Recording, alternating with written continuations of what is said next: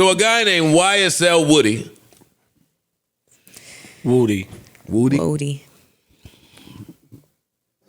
Okay. See? What is it? Woody or Woody or something. This is exactly my point.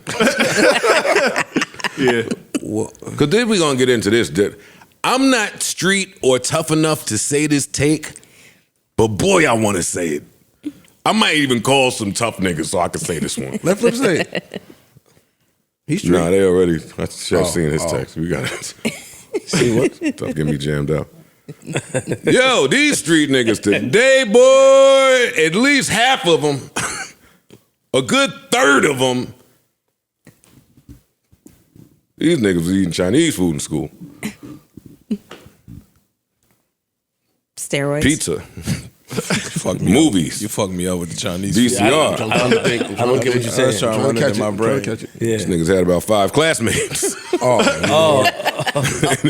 They was in the school behind the school. They had a parent. Stayed in that one room. Some of these street niggas. Portables. All day. Yeah, that school only held about 25, 35 people. Alternative high school. I could see what's going on. Now, I don't art all day long.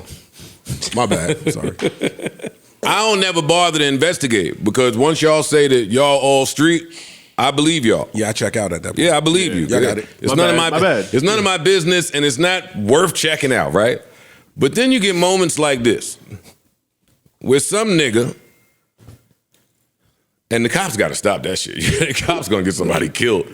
The cops gonna get somebody killed. The cops gonna get. Well, Yeah. y'all. That's. I gotta.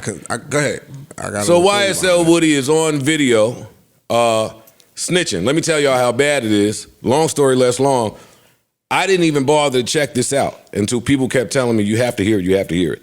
So then I go to hear it, and the cops off rip let them know, dog, there's nothing that we could do to help your sentence, your circumstance. We're not offering you a plea. We can't help you at all. But if you want to talk to us, feel free. I could tell them that you off. You Yeah, man. I might could tell them put in that. a good word for you. I might could tell them that you looked out a little bit. But I can't promise you nothing. But so Woody says.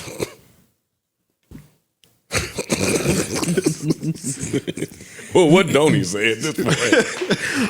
So Woody says, all right. How much time you got? I might could tell you about somebody gonna die tonight. Wait, the cops stopped them. Hey, we can't help. You telling us this on your own volition. He keep going.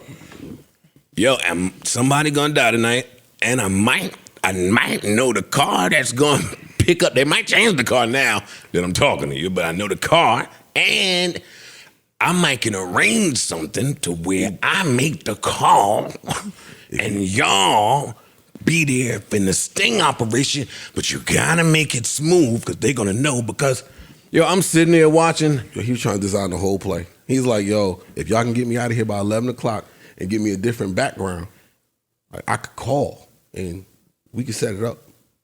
Like, he's trying to orchestrate this. He's play. been a snitch for 11 Now, but years. you have to get me out soon. Yeah, it gotta be soon, though. Because if it's not by this time, they're gonna know and be suspicious. 11 years he's been a snitch, a cooperator. 11 years he's been cooperating with the police. Carried Yeah. away. It's a long time. And then they posted his Instagram photo and caption upon being released, where he got into this whole, nah, I didn't snitch, I didn't tell, I ain't cooperate, blah, blah, yada, yada, yada. He did all of that, right? And then a couple hours later, Gunner lawyer decided to chime in and say, hey, Gunner didn't do that. Hey, Gunner did not do, I will remind y'all, I told y'all before, Gunner did not, and you just in your house thinking to yourself, like, how bad, do I love hip hop this much?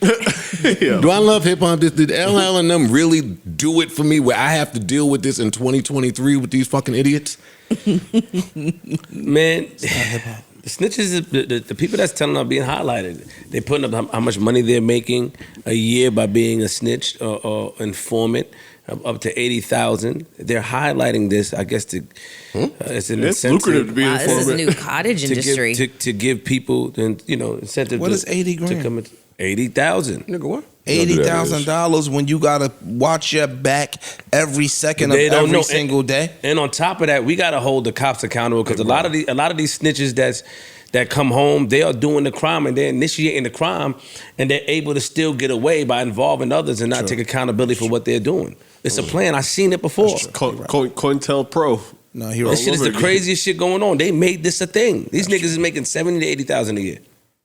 The cops should not be leaking the videos of these niggas snitching. They trying to get rid of all the old snitches and get some new ones. What I think that is, what I really think that is them putting that video out. If something now happens to this dude, they're gonna try to tie that back, and now they can really that ties more into that RICO charge. It's the truth. That's not true.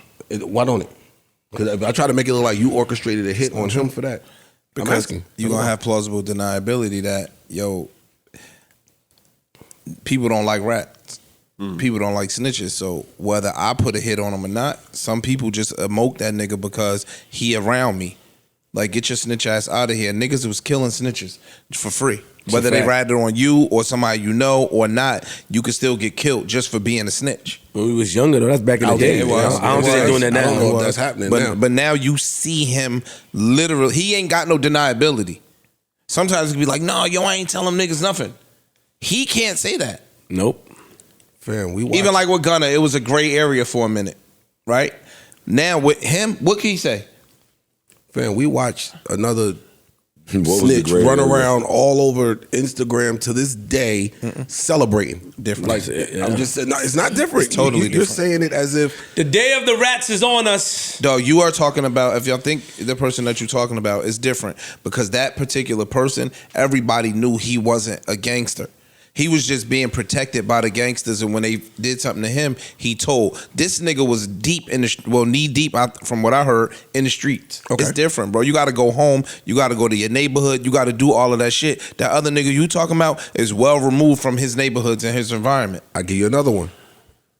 Right across the river over there, dude in Harlem, who they ran around taking pictures with. When he came home, a celebrated rat. It's different. Yo. Well, he was taking pictures on purpose to It's totally different. intimidate I'm just people asking- that talked about him while he was in prison. Bro, he was a killer, a Yeah, that bona was fide that was- killer. yeah, that He had a was strategic. resume of killing people and torturing people. It's a difference. Okay, I'm out of it. I'm in the house It was anyway, so I don't really care. strategic. Y'all can snitch and whatever. I'm gonna sit back and just watch it. That's y'all. To your point feel. about this being hip hop, this not hip hop. No, it's just a bunch of people that's telling us KRS-One and LL and them, this not that. These are street niggas that jumped in the music industry to make some money, but they were still street niggas. And you got to remember when you was coming up, like I said earlier, the street niggas didn't want to be on camera. They were comfortable being behind the scenes. You know what I'm saying? The Stretch Walkers and all the people that was around that we know that I met personally as a kid. Them niggas didn't want to. We put a camera in their face. Oh, hold on, they down the block handling business. You know what I'm talking about? So I feel like it's being highlighted. I feel like it's being glorified. I feel like it's doing an injustice to the community. Do you think that the attention / clout bug has bit the street niggas? It has. I And feel that's so, what's yeah. changing a lot of that because they, now you got these eyes on you that you wouldn't have had before, and you don't really know how to navigate that when Niggas is going on podcasts is talk about a nigga should have got killed. It's crazy. It's shit is changing. It's changing. I ain't gonna lie to you. I never seen so many street niggas on podcasts. There you go. I got to tell you that one. I know y'all think it looks fly. It don't. But take it a step before that, Joe. It don't look. when the street it don't niggas look started sexy. rapping and started documenting their shit on record. But that's It's different. kind of It's different because I think when you start as a street nigga start rapping, you looking to legitimize yourself and get away from the street life. So if you was running around being a street nigga, and now you could potentially take Baby for instance and Slim, like these is real street niggas. Like Master P was a street nigga. Joy that we use that nigga word a lot. Jesus, this motherfucker. I'm just saying, but But yo, it's not- when it's not you take, huh? I don't think it's different. I'm letting them finish. I don't think Let me it's different finish. either. Let 'em finish. When you take those people and they switch vehicles to legitimize themselves and still remain rich, you can't knock that. You can't say that Master P or Baby or any person that was living a street life, I mean a bona fide street life, that just switched vehicles to now become legitimate, that's not the same as somebody that's in the street jumping on a podcast talking. Now, let me ask you a question, though. Now, if the person in the street starts a podcast because that's now a vehicle to try to go legit and try to make some money because people are creating these podcasts because they think the money is there, what's the difference in that person doing that than a person rapping? You said they created a podcast. Well, that's what I thought y'all was saying. These jokers is going on other people's platforms, saying as guests, running their mouth. That's a totally different ballgame. That's different. And you got to remember, a lot of times with the music these days, they are currently involved in some shit, rapping about some shit that just happened that's unsolved. Yeah. Dummies.